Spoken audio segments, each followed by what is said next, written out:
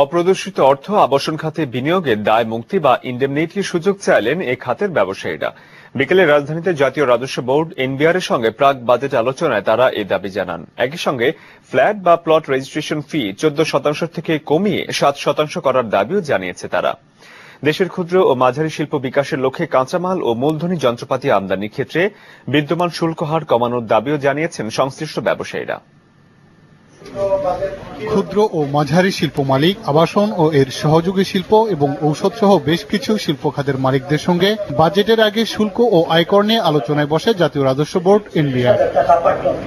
আলোচনায় বিভিন্ন খাতের শিল্প উদ্যোক্তারা ভ্যাট ট্যাক্স নিয়ে তাদের সমস্যা ও দাবি তুলে ধরেন। ট্যারিফ ভ্যালু যেটা, ইম্পোর্ট ডিউটি যেটা, সেটা 25% উন্নীত করার জন্য, আমাদের দেশীয় সম্পদ এবং দেশীয় পুঁজিকে রক্ষা করার জন্য আমরা ভ্যাট দিতে চাই, কিন্তু স্বচ্ছতার সাথে দিতে চাই, যাতে সহজ হয় আমাদের আইনগুলো। বরাবরের মতো এবারের বাজেটেও অপ্রদর্শিত অর্থ বিনিয়োগের সুযোগ চান আবাসন শিল্প মালিকরা।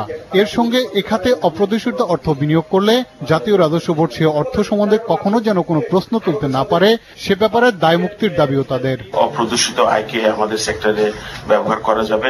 মাননীয় প্রধানমন্ত্রীর বিশেষ নজরের কারণেই আমরা এটা পেয়েছি এবং আনফরচুনেটলি সেখানে আমাদের একটা ইন্ডেমনিটির ব্যবস্থা ছিল না দেখে কিন্তু আমরা এই সুযোগটা ব্যবহার করতে পারি। তো আমরা এবার আশা করছি যে আপনারা বাজেটে এটা এই ইন্ডেমনিটিটা অ্যাড করবে। তবে এ ব্যাপারে কোনো সিদ্ধান্তের কথা জানাননি এনবিআর চেয়ারম্যান।